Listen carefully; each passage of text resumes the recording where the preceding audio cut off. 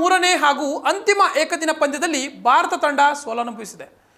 ಈ ಮ್ಯಾಚ್ನಲ್ಲಿ ಮೊದಲು ಬ್ಯಾಟ್ ಮಾಡಿದ ನ್ಯೂಜಿಲೆಂಡ್ 337 ರನ್ ಕಲೆ ಹಾಕಿದರೆ ಟೀಂ ಇಂಡಿಯಾ 46 ಓವರ್ಗಳಲ್ಲಿ 296 ರನ್ ಗಳಿಸಿ ಆಲ್ಔಟ್ ಆಗುವ ಮೂಲಕ 41 ರನ್ಗಳಿಂದ ಸೋಲೊಪ್ಪಿಕೊಂಡಿದೆ. ಈ ಸೋಲಿನ ನಡುವೆಯೂ ದಾಖಲೆಗಳ ಸರದಾರ ವಿರಾಟ್ ಕೊಹ್ಲಿ ಹೆಸರಿಗೆ ಮತ್ತೊಂದು ವಿಶ್ವ ದಾಖಲೆ ಸೇರ್ಪಡೆಯಾಗಿದೆ. ಇಂದೋರ್ನ ಹೋಲ್ಕರ್ ಸ್ಟೇಡಿಯಂನಲ್ಲಿ ನಡೆದ ನ್ಯೂಜಿಲೆಂಡ್ ವಿರುದ್ಧದ ಮೂರನೇ ಏಕದಿನ ಪಂದ್ಯದಲ್ಲಿ ವಿರಾಟ್ ಕೊಹ್ಲಿ ಭರ್ಜರಿ ಶತಕವನ್ನು ಸಿಡಿಸಿದರು. ಈ ಪಂದ್ಯದಲ್ಲಿ ಎಂದಿನಂತೆ ತಮ್ಮ ಮೂರನೇ ಕ್ರಮಾಂಕದಲ್ಲಿ ಕಣಕ್ಕಿಳಿದ ಕೊಹ್ಲಿ 108 ಎಸೆತಗಳಲ್ಲಿ 3 ಸಿಕ್ಸರ್ ಹಾಗೂ 10 ಫೋರ್ಗಳೊಂದಿಗೆ 124 ರನ್ ಬಾರಿಸಿದರು.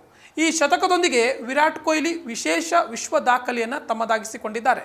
ಏಕದಿನ ಕ್ರಿಕೆಟ್ ಇತಿಹಾಸದಲ್ಲೇ 35 ಮೈದಾನಗಳಲ್ಲಿ ಸೆಂಚುರಿ ಸಿಡಿಸಿದ ವಿಶ್ವದ ಮೊದಲ ಬ್ಯಾಟರ್ ಎನ್ನುವಂತಹ ಹೆಗ್ಗಳಿಕೆಗೆ ವಿರಾಟ್ ಕೊಹ್ಲಿ ಪಾತ್ರರಾಗಿದ್ದಾರೆ. ಇದಕ್ಕೂ ಮುನ್ನ ಈ ಭರ್ಜರಿ ದಾಖಲೆಯನ್ನ ಮಾಸ್ಟರ್ ಬ್ಲಾಸ್ಟರ್ ಸಚಿನ್ ತೆಂಡೂಲ್ಕರ್ 34 ಮೈದಾನಗಳಲ್ಲಿ ಶತಕವನ್ನು ಸಿಡಿಸಿದ್ರು.